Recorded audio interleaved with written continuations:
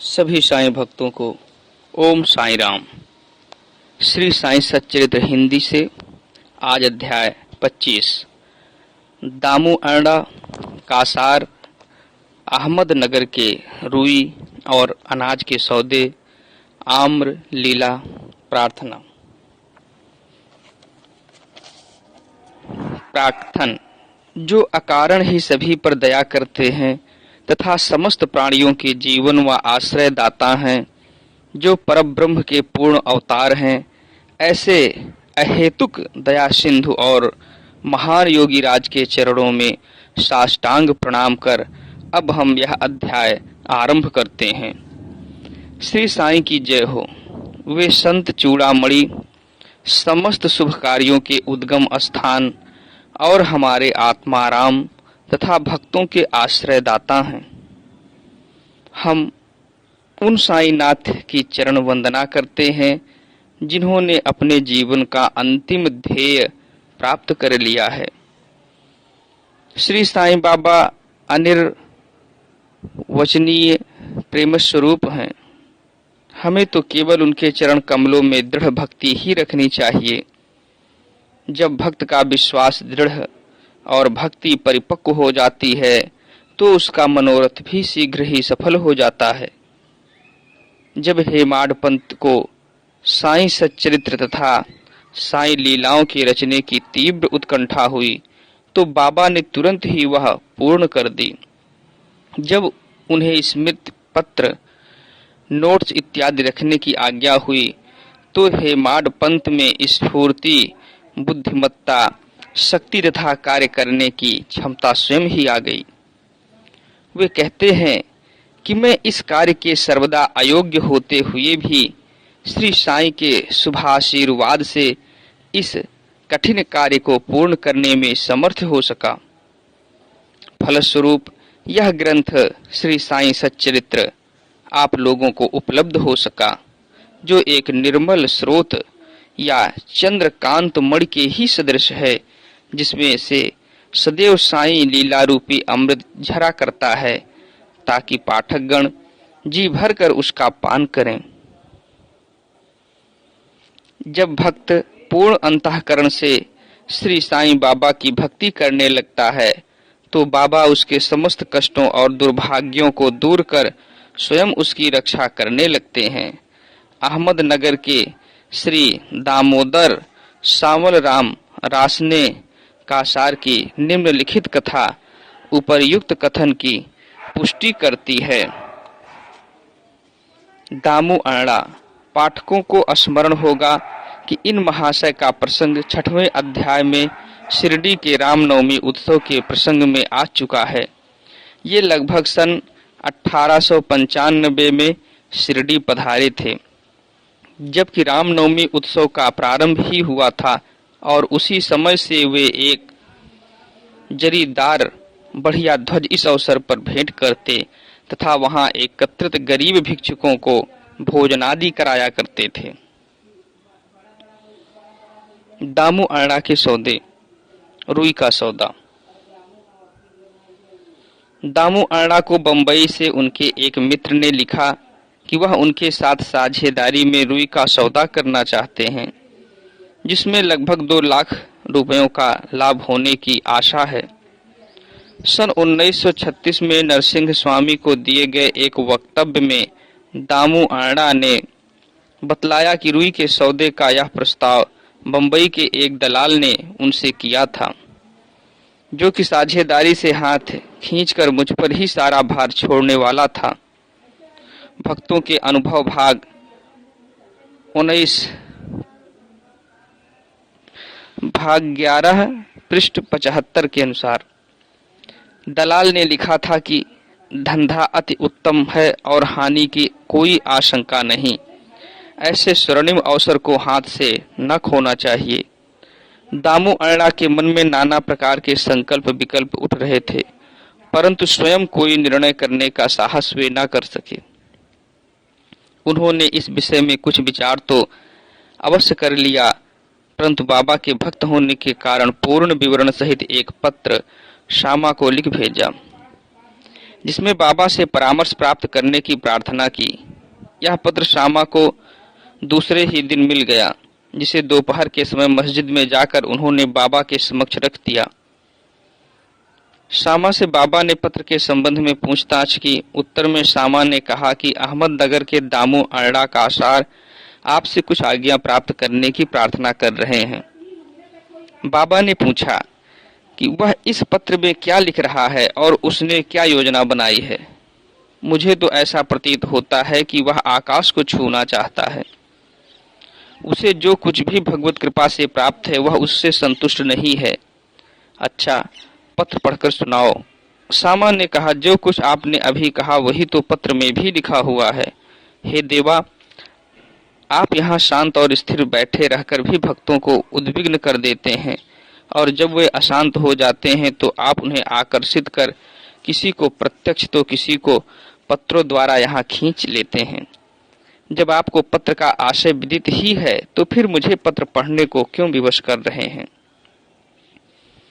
बाबा कहने लगे कि श्यामा, तुम तो पत्र पढ़ो, मैं तो ऐसे ही अनाप शनाप बकता हूँ, मुझ पर कौन विश्वास करता है। तब श्यामा ने पत्र पढ़ा और बाबा उसे ध्यान पूर्वक सुनकर चिंतित हो कहने लगे कि मुझे ऐसा प्रतीत होता है कि सेठ दामू अरड़ा पागल हो गया है। उसे लिख दो कि उसके घर किसी वस्तु का अभाव नहीं है, इसलिए उसे आधी रोटी में ही संतोष कर लाखों के चक्कर से दूर ही रहना चाहिए। श्यामा ने उत्तर लिखकर भेज दिया, जिसकी प्रतीक्षा उत्सुकता पूर्वक दामू अरड़ा कर रहे थे। पत्र पढ़ते ही लाखों रुपए के लाभ होने की उनकी आशा पर पानी फिर गया। उन्हें उस समय ऐसा विचार आया कि बाबा से परामर्श कर उन्होंने भूल की है, परंतु श्यामा ने पत्र में संकेत कर दिया था कि देखने और सुनने में फर्क हुआ करता है। इसीलिए श्रेयस्कर तो यही होगा कि स्वयं शिरडी आकर बाबा की आज्ञा प्राप्त करो। बाबा से स्वयं अनुमति लेना उचित समझकर वे शिरडी आए। बाबा के दर्शन कर उन्होंने चरण सेवा की, परंतु बाबा के सन्मुख सौदे वाली बात करने का साहस वे ना कर सके। उन्होंने संकल्प किया कि यदि उन्होंने कृपा कर दी तो इस सौदे में से कुछ लाभांश उन्हें भी अर्पण कर दूंगा। यद्यपि यह विचार दामू अरड़ा बड़ी गुप्त रीति से अपने मन में कर रहे थे, तो भी त्रिकालदर्शी बाबा से क्या छिप रहा सकता था। बालक तो मिष्ठान मांगता है, परंतु उसकी माँ उसे कड़वी औषधि देती है, क्योंकि मिठाई स्वास्थ्य के लिए हानिकारक होती है, और इस कारण वह बालक के कल्याणार्थ उसे समझा बुझा कर कड़वी औषधि पिला दिया करती है। बाबा एक दयालु माँ के समान थे। वे अपने भक्तों का वर्तमान और भविष्य जानते थे। इसीलिए उन्होंने दामू अरड़ा के मन की बात जानकर कहा कि बापू, मैं अपने को इस सांसारिक झंझटों में फंसाना नहीं चाहता। बाबा की अस्वीकृति जानकर दामू अरड़ा ने यह विचार त्याग दिया। अनाज का सौदा। तब उन्होंने अनाज, गेहूं, चावल आदि अन्य वस्तुओं का धंधा आरंभ करने का विचार किया। बाबा ने इस विचार को भी समझकर उनसे कहा कि तुम रुपए का 5 शेर खरीदोगे और 7 शेर को बेचोगे। इसीलिए उन्हें इस धंधे का भी विचार त्यागना पड़ा। कुछ समय तक तो अनाज का भाव चढ़ता ही गया और ऐसा प्रतीत होने लगा कि संभव है बाबा की भविष्यवाणी सत्य निकले। परंतु 2-1 मास के पश्चात ही सब स्थानों में पर्याप्त वृष्टि हुई, जिसके फलस्वरूप भाव अचानक ही गिर गए, और जिन लोगों ने अनाज संग्रह कर लिया था उन्हें यथेष्ट हानि उठानी पड़ी। पर दामू अरड़ा इस विपत्ति से बच गए।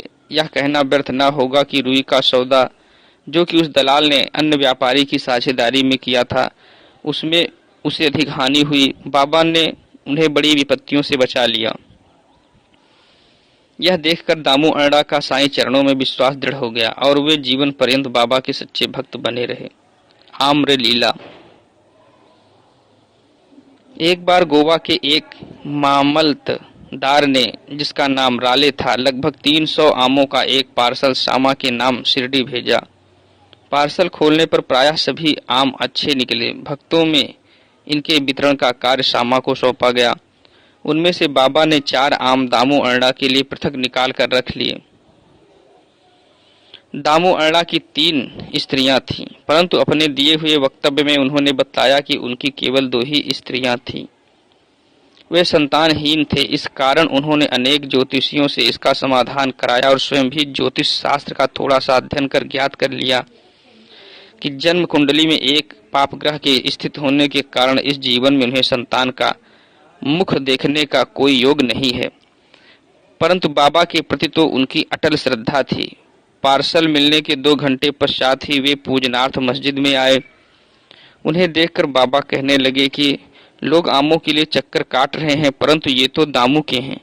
जिसके हैं उन्हीं को खाने दो और मरने दो। इन शब्दों को सुन दामू अण्णा के हृदय पर वज्राघात सा हुआ, परंतु महालसापति शिरडी के एक भक्त ने उन्हें समझाया कि इस मृत्यु शब्द का अर्थ अहंकार के विनाश से है और बाबा के चरणों की कृपा से तो वह आशीर्वाद स्वरूप है।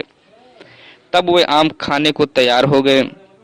इस पर बाबा ने कहा कि वे तुम ना खाओ, उन्हें अपनी छोटी स्त्री को खाने दो। इन आमों के प्रभाव से उसे 4 पुत्र और 4 पुत्रियां उत्पन्न होंगी।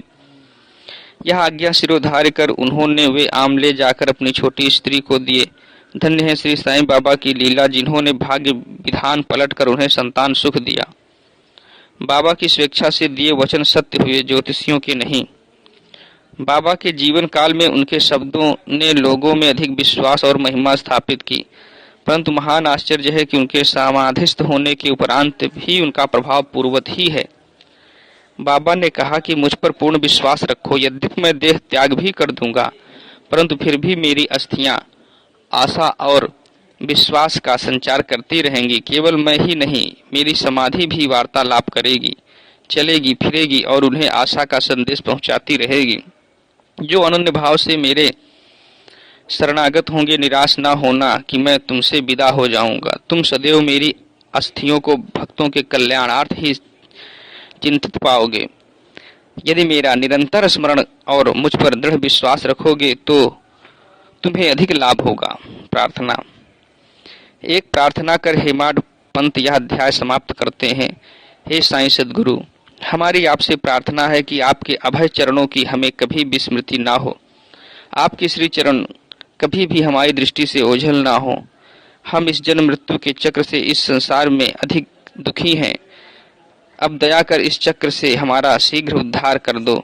हमारी इंद्रियां जो विषय पदार्थों की ओर आकर्षित हो रही हैं, उनकी बाह्य प्रवृत्ति से रक्षा कर उन्हें अंतर्मुखी बनाकर हमें आत्मदर्शन के योग्य बना दो। जब तक हमारा इंद्रियों की बहिर्मुखी प्रवृत्ति और चंचल मन पर अंकुश नहीं है, तब तक आत्म साक्षात्कार की हमें कोई आशा नहीं है।